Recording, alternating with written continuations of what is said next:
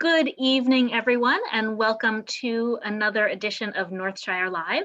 For those of you who don't know me, I'm Rachel Person. I'm the event manager for Northshire Bookstore in Saratoga Springs, New York. Here, as I often am these days, with my wonderful friend and colleague, Davith Wood, event manager for Northshire Bookstore in Massachusetts. Before we get started, a couple of quick notes. First of all, you may notice that this meeting is being recorded for future broadcast on our YouTube channel. However, fear not. We have the settings set up so that it is only recording those of us who are unmuted and speaking into the yellow box.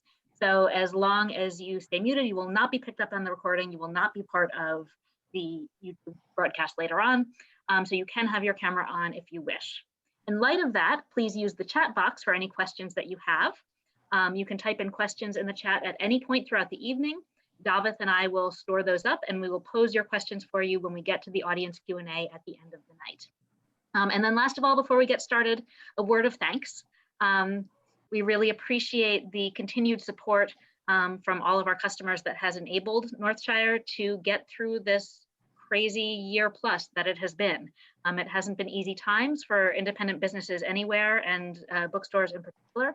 And we could not have done it this past year without your continued support. And we are really very, very grateful for it. So thank you. Thank you for being here tonight. And without further ado, I'm going to hand things over to Davith to introduce our guest this evening. Well, thank you so much, Rachel. It is my great pleasure to welcome Peter Osnos to Northshire Bookstore for his long-awaited memoir, An Especially Good View, Watching History Happen. He began his career in journalism with I.F. Stone and worked for decades for the Washington Post as a foreign correspondent, foreign editor, and national editor. Later, he worked at Random House as an editor, vice president, and publisher before founding PublicAffairs. We are lucky also to be joined tonight by co-founder of Northshire Bookstore and my good friend, Barbara Morrow.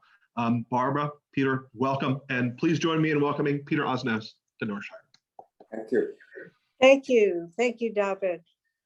Peter, it's really great to see you. We go back a long time.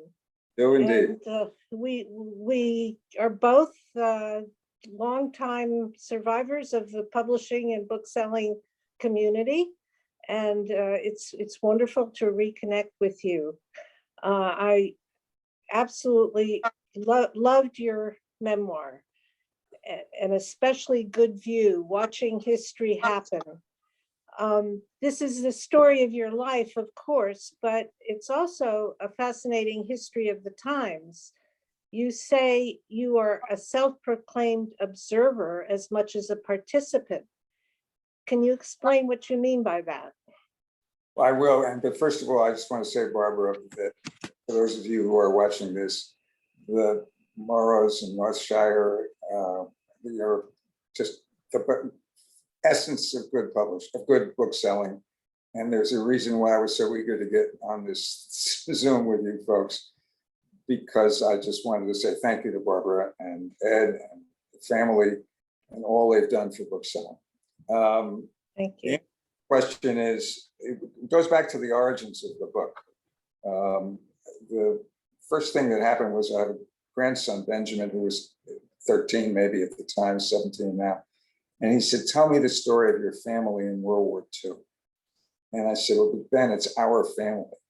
And I realized then that it was essential to go out and really find out the story of, quote, our family in a way that I had only the parameters of. So this is a reported memoir. I'm a reporter. That's my instinct, my profession, my skill. So I went and re-reported everything. My family was from Poland and left when the Nazis arrived in 1939. And I went back to Poland and revisited their lives, of first half of their lives, which took place in Europe. They were in Poland and France. And then subsequently, they made their way to India. And I took the grandsons and my wife and I, we went to India because I was born in India, but left in a basket. I was 4 months old. So while I would, my birth certificate, which is a wonderful piece of paper, says caste, Polish. I really knew nothing about India. So we all went back and I retraced the steps of their lives in India. We went to Southeast Asia, Cambodia, where I had been a reporter. And Poland and Southeast Asia and India, these are all places that were critical for my understanding of the world. And I now have a way of seeing, yes, I was a participant, I was in all these places, but I now recognize the degree to which I was an observer. Why? Because the first half of my parents' life took place before I was born in another country, in another world. I said we were strangers with the same DNA. I grew up here. And almost from the beginning, I was always watching. I was always in a position for one reason or another to observe. And I quote Yogi Berra, who said, you can observe a lot by watching. And the truth is, turns out to be the case. And that's why I became a reporter. Really, very early on, my first job was with I.F. Stone in the mid-'60s. That's a long time ago. The years at the Post took me all over the world, which was an incredible education. And then as an editor and publisher, I was able to take those other experiences and turn them into books, not mine, but other people's books, with a degree of background that I couldn't have had otherwise. And I was always an observer. Never ran for office.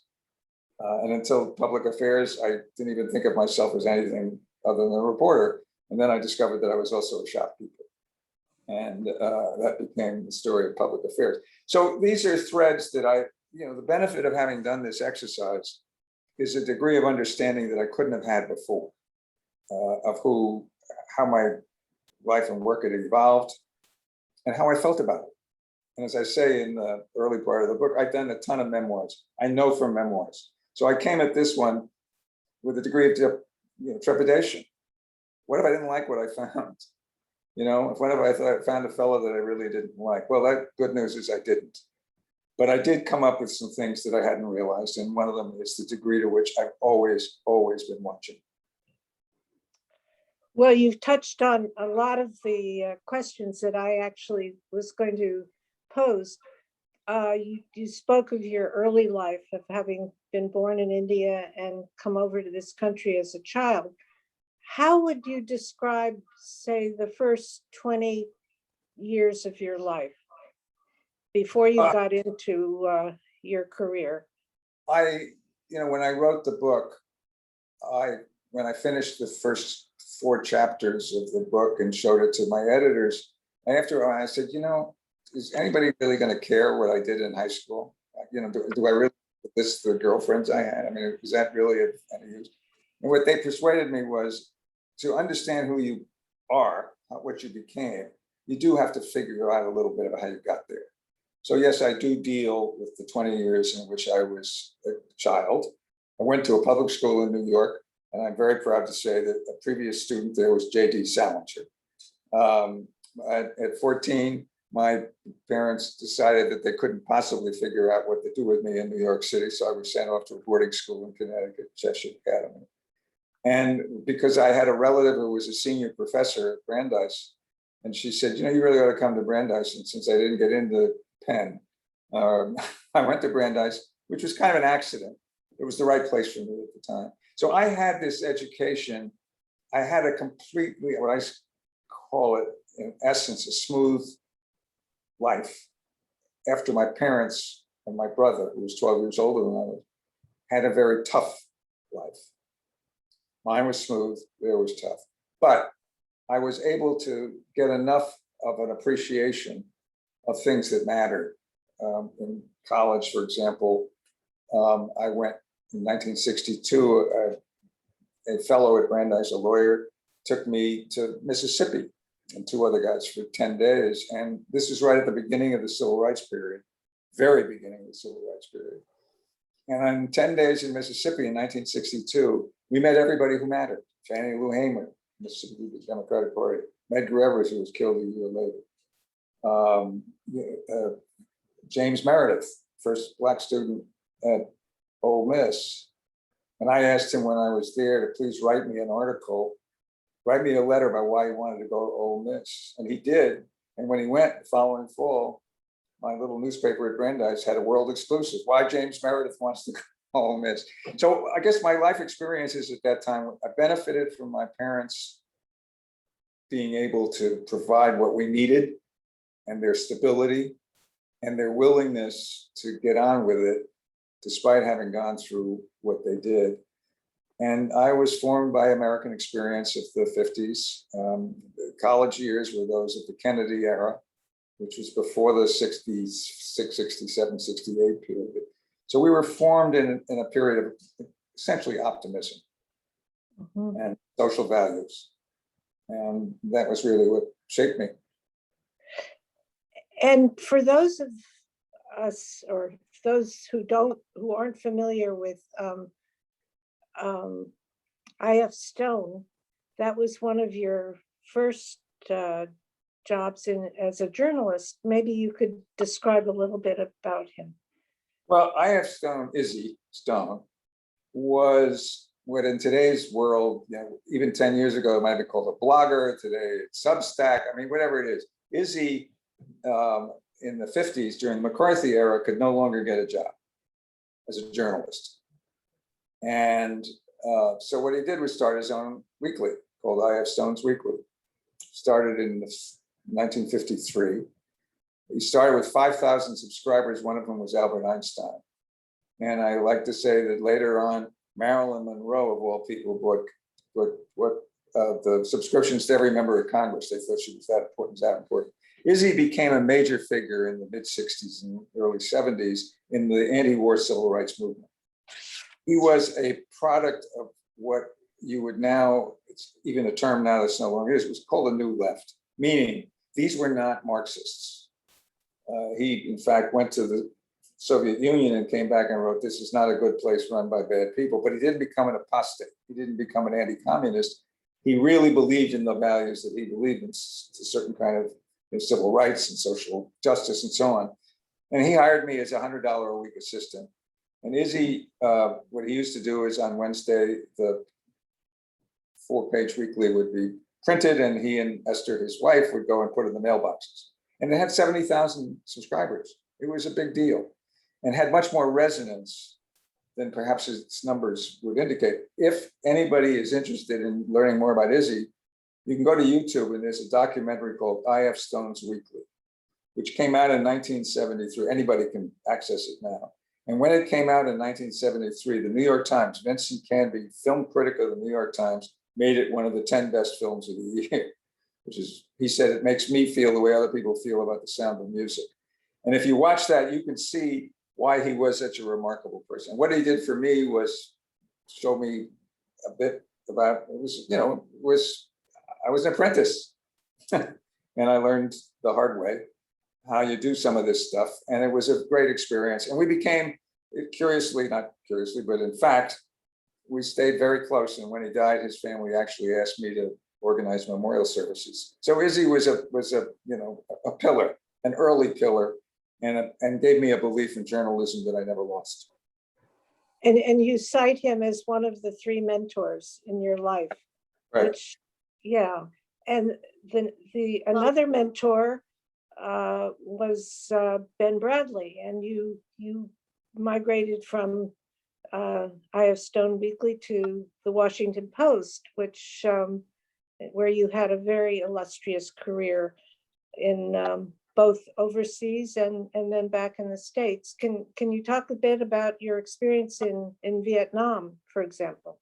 Well, I'll say, first of all, I was at the Washington Post for the Ben Bradley, Katharine Graham era, which has been immortalized in movies like All the President's Men and The Post. And Jason Robards and Tom Hanks have played Ben Bradley, but none of them were anywhere near as good as Ben Bradley. The thing about Bradley was he was just an extraordinarily good's not the right word. He was a great editor, not because he hooked the paragraphs and changed the adjectives, but it was his belief in what he did and what we did.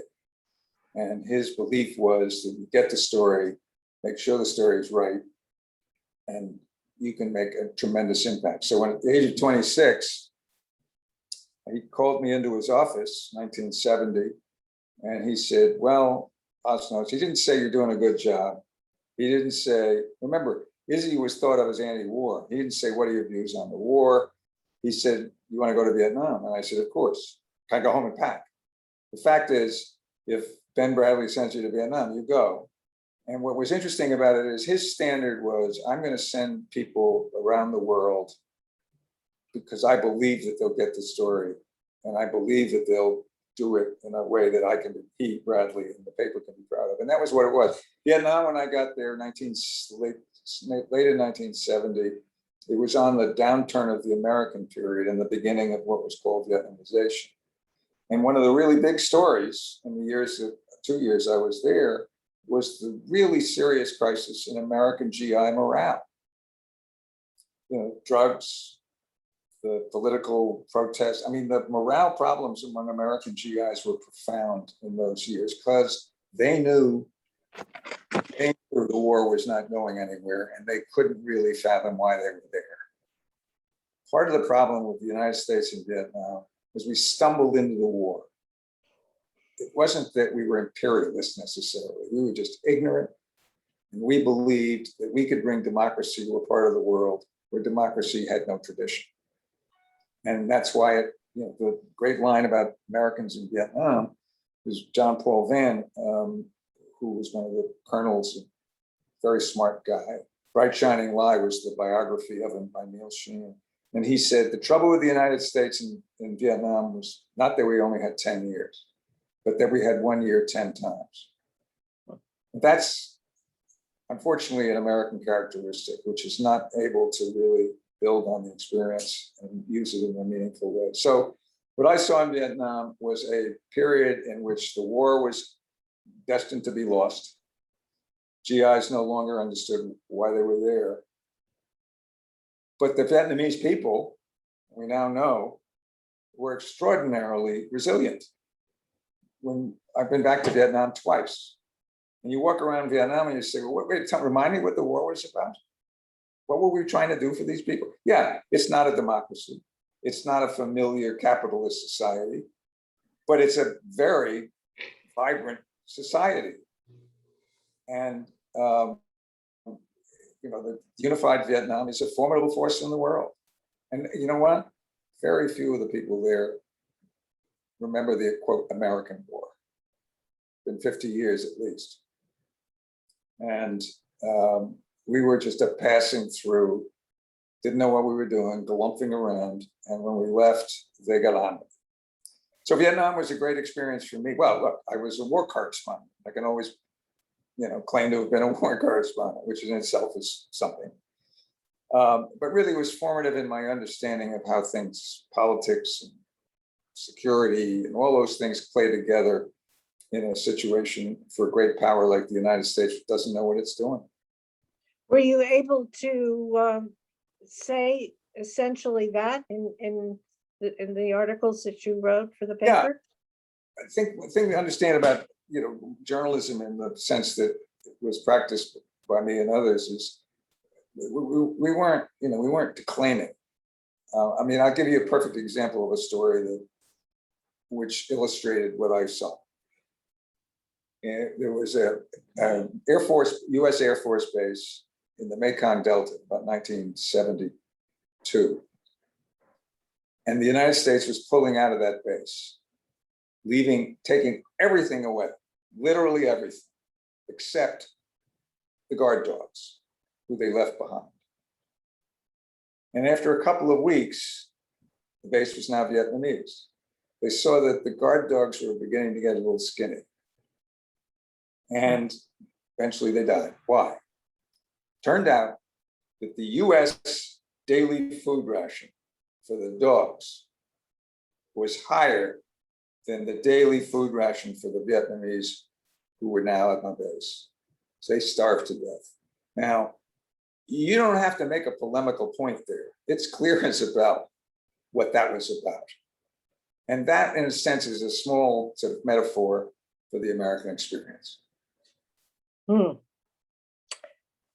And you went to the Soviet Union when it was still the Soviet Union. And how many years there were you there? 3 years. Yeah. And what was life like then? Well, my wife and I met in Vietnam. She was working for a group of lawyer. She was 23 when she got there. I was 26. We were kids. So we met in Vietnam, and we went to the Soviet Union together and ended up having 2 children while we were there. So we got there as a couple, ended as a family. It's completely fascinating as a place, in part because the history of Russia, the Soviet Union, is very rich. But it is no question that the history is quite vexed. And what I say about today's Russia is that you took communism out of Russia, but you didn't take the Russians out of Russia. It's still, in that sense, a deeply Russian society, for better or for worse.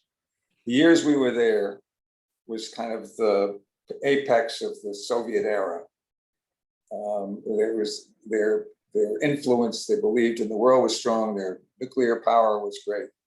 But we could see the weakness. And, one example is that the elevator in our building kept having to be fixed. They could never get the elevator to work. The fact is that the years we were there were notable for many reasons, but one of them was that it was a period in which they decided to harass journalists in a very distinctive way. They decided that we, as representatives of American Western media, were a force of evil, or a problem for them. And so they went after us. And I've got a document on my wall, which I got in the very first years after the end of the Soviet Union. You could get into the Politburo archives. And I got on my wall, not a diploma, but I got an 8-page document, top secret, Central Committee document, signed by Andropov, the head of the KGB. And the substance of the document is, what are we going to do with Anatoly Sharansky, who was a prominent dissident, and this correspondent Osnos, who we want to say is his CIA handler. Sharansky went to prison for 9 years. I went home. The experience that we had there sort of showed me what authoritarianism, what totalitarianism is really like, and gave me a basis of understanding of politics, big power politics, that was very handy when I was in Washington. And you mentioned Natan Sharansky and Sakharov. And you met a number of dissidents and published some of their memoirs as well. Right. Sharansky had I had a special relationship with Sharansky. He was unusual in the sense that he was started as what they call a refusenik. He applied to emigrate. His wife had already gone and they didn't let him out, and he applied to emigrate. But in the years when he was refused the right to immigrate, he also became a major figure in the democracy movement. He was very close to Andrei Sakharov, the great leader of the Russian Soviet era reform movement. And he and I got to be close, but not as close as we became over the next 40 years, because again, we were forever bonded by the fact that the Soviets decided that he was a traitor and I was his handler. And they just said it. That was a fact. He was eventually tried and sent to prison. And then when he got out after 9 years, he went to Israel, where in time he became a significant public figure. The thing I always liked about Sharansky is, for a dissident, he has a very good sense of humor as a politician. He said, when I was in prison, I was an inspiration. In politics, a bit of a disappointment. He said, I'll tell you this, I was in 3 prisons and never resigned. I was in 3 governments and I resigned from all 3. He has a man of principle and integrity to an extent that doesn't make him a good politician. And the last book I did with him is called Never Alone. And it's really the story of it's not just an autobiography, but it's sort of the emergence of his life, first as a young Russian, then as a dissident, then as a prisoner, ultimately as a public figure in Israel, and what he thinks about Israel and Judaism and so on. It's a terrific book, and anybody who hasn't read it, and most of the world has not, it's available. Yes, you mentioned that it was somewhat of a disappointment in terms of its sales. The But- first Fear No Evil, which was his prison memoir, which I was very excited about. In fact, Barbara, we met at a reception for Random House in I 1980, remember that. Was it in LA? Anaheim. Anaheim. And, Random House was very excited about the book, and they had a big tent and they had a big reception. And I met you on the receiving line, you and Ed. And the reason why the disappointment was notable, and maybe this is the obvious next question, is because it came 6 months after another book that I had published, which was called, you may have heard of it, it's called The Art of the Deal. Okay, let's segue into that. Tell us about your experience with our friend Donald Trump. So what happened was I had arrived at Random House from the Washington Post with the mandate to do major books on public personalities. Random House at that time was owned by S.I. Newhouse, the Newhouse family, the very prominent media family. And it turned out that Mr. Newhouse's best high school friend was Roy Cohn, the New York lawyer fixer, who was a very important figure in Donald Trump's life. And Cohn told Cy, this Trump fellow's a comer. Cy had GQ put him on the cover and sold like crazy. So I was sitting with him very early on in a sales meeting with the boss, the chief boss, the owner. And he said, I want to do a book with this Trump fellow. And it was really very unusual for him to want to do a book. He didn't do that kind of thing. And since I was sitting there and that was my role, I was tasked. And I went and met with Trump. And Trump was so flattered that Newhouse wanted to do a book with him that there was a book agreement reached on that very first day. No lawyer, no agent. And it was $500,000, of which half was going to go to the writer, Tony Schwartz. My role in that, Tony, I know Tony regrets deeply having been involved with this project now. He said that very publicly and very repeatedly. And he said, I created this monster. The truth is, it's unavoidable. The book he did was terrific. I mean, it was just a really good, strong book about this. It wasn't made up. It was Trump's life and times and voice. And it sold 1 million copies in the first 3 months. And that was before he was He was well-known. He was a developer in New York. Right. And the book sold 1 million copies. And about 18 months later, after the book had come out, I found myself unexpectedly in Atlantic City at a professional wrestling thing that he was promoting. And they were, low battery. I gotta, hang on. Oh dear. It's gonna be fine because I have the plug here. Don't lose faith here. We're with you, Peter. All right, I'm gonna have to move the thing. Okay, low bat close. There we go. Hey, we're back. We've got half of you. 10%. But let me sit down. Just so you know that this is not phony. Anyway, so there were 18,000 people. How's this look? Okay. Can you sit back a little? Yeah.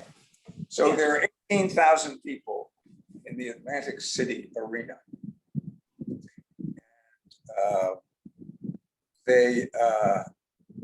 Trump, just remember this, before The Apprentice, this is just after the book. When Trump walks into the Atlantic City arena, 18,000 wrestling fans cheer. Many of them want to touch him. I knew then that this man had something that appealed to, for better or worse, wrestling fans, of whom in the United States, it turns out that the broader community is a lot larger than wrestling fans. So in 2015, when he announced he was running for president, and people kind of scoffed and they said this and that. We've lost him again. We have. We will send an email to him and see if we can track down what is going wrong with his setup.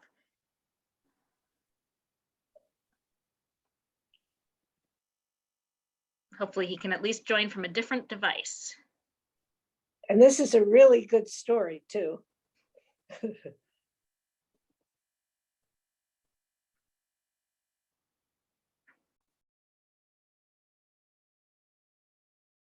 All Barbara, right, perhaps, oh, you're back. mission accomplished. When in doubt, get your wife's laptop. I mean, Okay. all right, is this working? Is it Yeah, working? yes. Okay. Anyway, when he announced, what do we do to get this thing up? All right, go like that. Can you see me now? Do I look the Right. same? Am I older? You're, that's I have more better. gray hair. Yeah. Okay, yeah, that Let me just put this horizontal here. is better.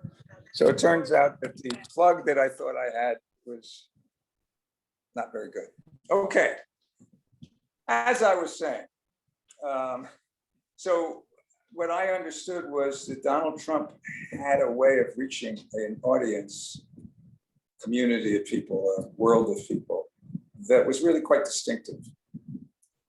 And the thing about Trump was that the person I saw when I was doing the book was the same person who was the president of the United States, except then he was a developer.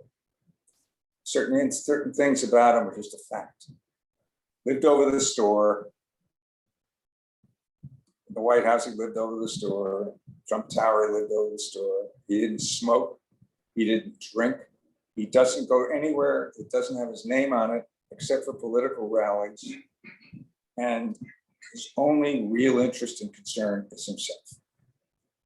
And he also was a man who, in 40 years in New York, construction, real estate, gambling, boxing, wrestling, and beauty contests. Let's face it, tough businesses. Was never the target of a criminal investigation in New York. And when he ran for president, he lost by 3 million votes and was inaugurated. My view about that is that it's sort of a metaphor for the Donald Trump story. He was impeached twice. There was a major investigation of him in the Mueller probe, and it fizzled. For the first time now, I think Donald Trump is really in the crosshairs of a criminal investigation.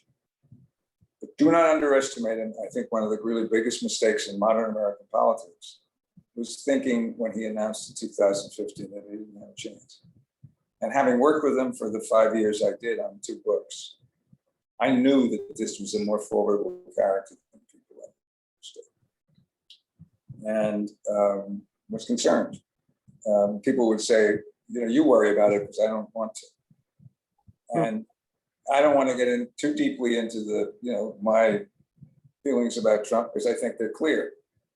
But it's really the important point was that as an editor, reporter, publisher, I saw the guy. I really saw the guy. And I understood who he was in a way that I would never have done if I hadn't done those 2 things. One last story about him. Remember, we were working on a second book, which is called Surviving at the Top, which he wasn't. That one was deeply in debt. And when the book came out, he did an event in one of these book things. And on the same day that he was speaking to the 3,000 booksellers, the Wall Street Journal said he was $5 billion in debt. I knew it, he knew it, but the booksellers didn't. A lot of applause. We get on the plane to fly back to New York, his plane. He's with Marla, his then still secret paramour. And I think that somewhere over Kansas, he's going to open the door and jump out. He's $5 billion in debt. Over Kansas, he takes Marla into his private capital. There was a thing about this guy that we did not ever, I couldn't certainly ever really appreciate or understand, but it was there. And that's how he got 75 million votes, losing the election, 75 million votes from people who knew who he was. It's an astonishing fact. That's quite a story. You got to see him up close. You've published a number of memoirs, and could you tell us a bit about your experience publishing Dreams of My Father? Well, that is the other side of the coin.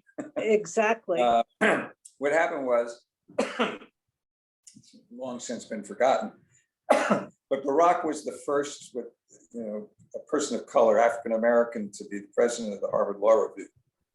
And when it was a story in the New York Times, a literary agent called him up and said, "Well, you're a remarkable figure. You should write your memoirs." He was at the time in maybe 30. And he probably had loans to pay. They gave him $125,000 to write his memoir. Missed the deadline, they canceled. The agent called me up and she said, "Well, this is fellow Barack Obama, and he needs to pay back Simon & Schuster $40,000. Do you want to meet with him?" I had read the original story and had been impressed by whatever it was I read in that story. So Barack Obama, young editor, and I spent a couple of hours with him. And I said, "This is something I would very much like to do." I mean, he's obviously a very focused and impressive man. I like to say that I remember the meeting a lot better than I suspect he does. And he went off, finished the book. We published it in 1995 and sold a very respectable 8,000 copies. 9 years later, he makes the keynote speech at the Democratic Convention. I'm long gone. My successors at the imprint take out Dreams of My Father, relicense it, dust it off, and reissue it and sell 4 million copies. 4 million copies. Why? Because it was an extraordinary piece of work. So when he was inaugurated in 2009, I got the people who worked with me on that book together, and we said on the phone, I said, what we did here was work on a piece of his historic prose. It'll be read 100 years from now as a classic piece of work by somebody who is the president of the United States. And we said, what do we remember? And the conclusion was, well, if he'd been more trouble, we'd have more anecdotes. The truth is, he went off, finished the book, we published the book. And that's what I see in Barack. Barack is extraordinary. I mean, I can't call him Barack Obama. What I saw in him was the person, and again, who really was the president, somebody who was extraordinarily focused, knew who he was and knew where he was going. And that was impressive to me at the time when he was very young, and certainly was impressive to me when he was the president. I will tell you, one little end anecdote there. So I have these grandsons who are now teenagers, and every year I try to give them something they don't expect. So I found that I had a copy of Dreams from My Father, the first edition, and I never got it signed. So I was able to get it to Barack's office, and I wrote in a letter. I said, "Listen, it's very unlikely that but I was the guy who did both your book and Trump's book, and I'd like to get, for my grandson." So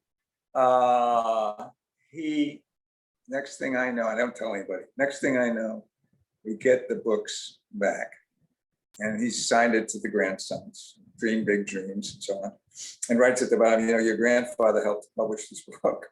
But there's a separate little note. He started reading my son in the New Yorker, and he said, "Tell Evan to keep up the good work." And the truth of the matter is, when I gave it to the boys, they were so stunned and they burst into tears. So that was a gesture. And I'd say that what I got most out of that book was an understanding of Barack Obama and a very major asset to my grandson's sense of their grandfather. That's lovely. There's so many other memorable books that you've published and people that you've worked with. Shall we talk about Robert Mcnamara, which is a fascinating process? Right. Well, and just, Robert Mcnamara was the Secretary of Defense for John Kennedy and Lyndon Johnson, and in most people's mind was the single most responsible person for the American escalation in Vietnam, other than the presidents, of course, and other than Johnson, of course. And in 1993, he had been at the World Bank after leaving the Defense Department. He came to Random House with the idea of writing his autobiography. He wanted to write about his experiences at the Ford Motor Company and so forth, World Bank. I knew him slightly in Washington. And so I said, well, Bob, I think people are mostly interested in what you have to say about Vietnam. So why don't you write that chapter first? He went away and he came back with 100,000 words. And that became the beginning of the book. And for the next 18 months, I met with him very regularly. He had a young historian helping him. I had an editor helping, a young editor helping me. And we just went through the process of helping him come to terms with what he wanted to say about Vietnam. And very much near the end, we were talking about visiting the Vietnam Memorial in the mall. And he just said, you know, the war was wrong, terribly wrong, and we owe it to future generations to explain why. And that became, in essence, the book, an explanation of how it happened. And we published the book, immensely controversial. I mean, it was 1995, and for days, several days anyway, it was the lead story in the country because people were so outraged. Why are you doing this 25 years after the fact when you knew the war was wrong then? Now, why are you saying it now? And we went through the process, and there was a moment in which we were up at Cambridge at Harvard, and in an event packed, atrium, and he'd gotten through it, most of it, and then a Vietnam vet started haranguing him, and finally, the Mcnamara just said, "Shut up." And boy, I thought, wow, that's it. Camera's rolling. This is the end. Next morning, he comes to me. He's wearing his raincoat and his walking shoes, and he says, "I'm going to go and walk on the Charles." And I said, "Wow." I expected him to say it's over. He said, "No, I'm going to do this. I have to do this. This is something, I know why they're so angry, but I want to do this." And he went on. And, this was before social media, so all of the attacks came through fax, press, media. We offered him security, didn't take. A couple of years later, you recall that Errol Morris, the filmmaker, approached him about doing a movie. And he said, "I don't know who Errol Morris is. Should I do it?" I said, "What is your capacity for further evisceration and humiliation?" He went ahead and did it. The movie won the Oscar that year for Best Feature. End of the story was this. By the way, the book was a huge, phenomenal bestseller. #1 on the bestseller list, despite the controversy, or because of the controversy. So he's in the office. It's a fellow named David Harris. David Harris in the 60s was one of the most famous and celebrated of anti-war protesters. He was president of the Stanford student body, burned his draft card, went to prison, married Joan Baez. It was now, the 90s. And we had commissioned him to go to Vietnam and write about what he saw in Vietnam 30 years after the war and his period of the war. And it just so happened that Bob McNamara and David Harris were in the office on the same day. And Bob had done his book and David hadn't yet. So I brought them together and I said, "Bob, would you like to give David a copy of the book?" And he did. And I called David when I was working on the book. I said, "What did he say in his inscription?" And he said, "To David Harris with admiration." Mm. Harris said, "I was stunned then, and I'm still stunned." So I say that when Robert McNamara died, he was never forgiven, but he was better understood, as was our experience in Vietnam. Fascinating. I'm going to ask you to describe one more famous person, and then I'd like to go into a little bit about the whole process of publishing and publishing memoir in particular. You published a number of books by Jimmy Carter, correct? Good. Yeah. Yes. And you had great admiration for him. Yeah, and and one of the things I say about this process is that when you work with these folks, eventually you realize that we all put them on, put the pants on one leg at a time. The thing about Carter was I really saw an authentic, genuinely authentic human being. I went to Plains to work with him. I would sit at his kitchen table with he and Rosalind and said grace, which he did better than I did. And this is an authentic person. He wrote every word of the books. I ended up doing one children's book that he did with Amy, which is kind of odd. And then a book of poetry, which actually was surprisingly well received. I always felt the thing about Jimmy Carter was that he was what he was. He was a politician, obviously, but you had to visit Plains, see what his life was like at Plains, and realize the extent to which, how remarkable it was that this fellow got up one morning and said, not only I could be president of the United States, but I should be. And just to give you, again, one little glimpse into their lives, they had set up the Carter Center in Atlanta, which is a very important institution as part of his post-presidential life.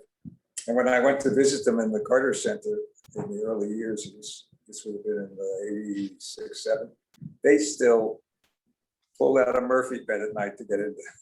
That's where they lived, in the room at the Carter Center. Well, I think there are other presidents who would have found another way to sleep. And that was one of the things I liked. I mean, I really believe, whether you thought he was a great president or a weak president, whatever it was, he was a very good man, a very good person. And genuinely, I think, believes in the right values for this country. And I think history is going to be kinder to him than his initial reputation. So one of the things that I wasn't aware of about publishing memoir is that most often you have a ghostwriter or someone who is writing with the subject. And is that generally the case, or are there? Well, it depends. People? I mean, Jimmy Carter did not. Barack Obama did not. Bill Clinton on the, Donald Trump certainly did. Bill Clinton had a researcher, for the thing. Public figure. Again, one of my problems, this is a sort of Don Quixote thing. It really offends me that people who have a period in public life just because they were in the parameters of power, think that they should get millions of dollars to write a book which they don't write. And I find that offensive. But you get somebody like Tip O'Neill, which is one of my first great successes as a publisher. Tip O'Neill was the Speaker of the House. Tip was not a writer. Bill Novak, who was his collaborator, caught Tip's personality and his voice, and it wouldn't have happened without it. So I didn't, and he wasn't a ghostwriter. He got credit. Tip O'Neill and Bill Novak. And that's fine, because one of the things about certain kinds of memoirs is they would not exist if the person didn't have somebody whose job it was to extract what they had to say. And my real preference as an editor was I never was the kind of editor that, classic line editor who changed adjectives and so on. For me, it was always about getting the story. What's the story we're trying to tell? And if I work with these folks and the collaborator, and I always, if we did books which involved the kinds of things that memoirs do, they were always transcripts, and I read all the transcripts, and that was how we ended up shaping the book. So the idea of a whether ghostwriter means there's no credit. Collaborator gets credit. That's a different story. And I've been saying in a couple of these interviews, the most recent fracas is over Mike Pence, and the fact that Simon & Schuster is publishing Mike Pence with an advance we're told of $2 million. And I was asked, so what would you do? And my answer is that if Mike Pence came to me, or any political figure of that kind, I would say, of course, I can publish you as long as your work, your book, is going to meet the same standards of veracity and pompous word verisimilitude as any other book I publish. If your book meets my standards, not your standards, but my standards, of course I'll publish your book because you were the Vice President of the United States. That's a story. And the second thing I would say to him is, we're going to give you every penny that your book earns in royalties, but we're not going to give you an advance of $1 million or $2 million. Just because you're in public service does not translate automatically into a payday. And what's happened over time, and it's really a problem, I think, but one that no one else would acknowledge in quite the way I would, is that everybody thinks if they've been in public life that they can get a book, and the publishers will give them lots of money for it. The number of people who already in the Trump era, who were, marched out of the White House and sold a book for lots of money, and some of them have been bestsellers. People buy them, publishers publish them. The good news about being a small publisher like PublicAffairs is not only did I not have to, I never did, because I wasn't going to give them that kind of money. But I think the concept of collaboration is fine if it helps to get a book that otherwise wouldn't happen. I think you have to be transparent about telling someone how the book was done. Don't claim that you wrote it if you wrote it, in fact, with someone. But that's not a problem, really, for me, that people need help. You don't represent yourself in court. You don't perform surgery on yourself. But writing is writing. And sometimes people who are interesting need someone to help them get it out. So how would you say writing your memoir led to getting to know yourself? Well, it did, and much more than I expected. As I said, it was a reported memoir, and I didn't know what I would find ultimately. I think the main thing that I found was a much better understanding of the way I deal with life. And that sounds very kind of self-involved, which of course it is. I wrote a memoir. But what I discovered was that, and it became this, a chapter called Wrinkles at the end of the book, which tells a story which for most people is surprising, about my own vulnerability. What I encountered in a way that I never understood before is that my life, the life of people around me, particularly my parents, there's a lot of things that happen that are stressful. With me, over most of my life, the stress somehow was what I call deflected. So in Vietnam, when there were times when I should have been, scared, right, is the word, or Moscow when I should have been intimidated, I just deflected it and put it somewhere else. And what I realized in my later, as I got into it, is everybody has stress. Deflection parks the stress. And you may not realize how stressed you are. If you're that stressed, it's going to go somewhere. In my case, it is depression. But the truth is, I don't know whether, clinical depression really. Are we gone? Did we freeze? We're back. It's okay. Yes. But we should probably open it up to questions, I think. Okay. You're back, Peter. But we should probably open it up to audience Q&A. We're almost out of time. And I thought I had a question for you. I spent a long formative time of part of my life in Austin, and I saw that you published Molly Ivins. I wonder if you had any Molly Ivins stories you could share. Oh, yeah, that's one of my favorite chapters. It's a chapter about Molly Ivins. What a great character she was. But she was not, in fact, Molly Ivins. She was Mary something Grand Ivins. She was born in a fancy family in Houston, a gated family. She went to Smith. She spoke fluent French. But she created and truly embodied this fabulous character of Molly Ivins, the shit kicker.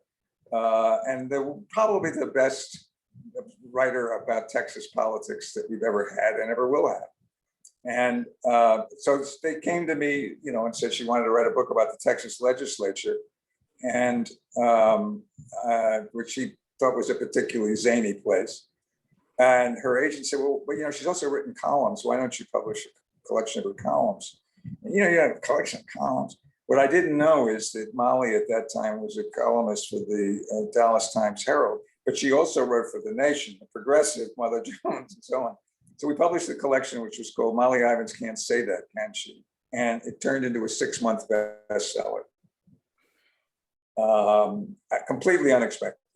And then that launched Molly into this amazing career. There's a wonderful documentary which came out last year, which I recommend.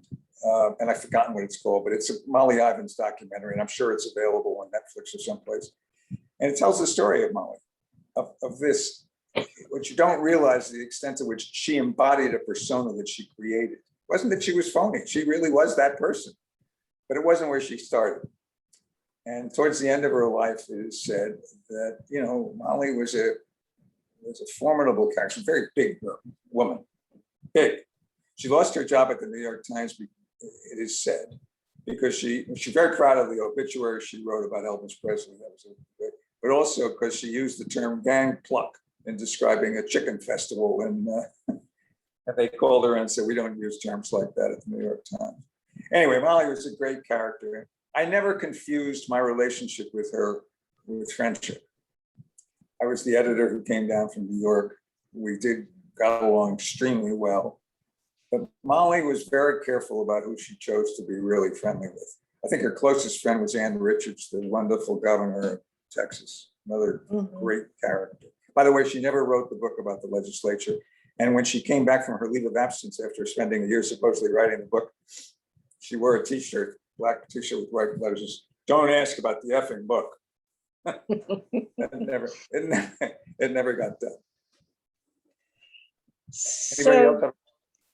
Do we have any other questions at this point? No other questions. And Okay. it is 6:15. I've intimidated everybody with my, now you can see that. I just have to say, this is an absolutely fascinating book.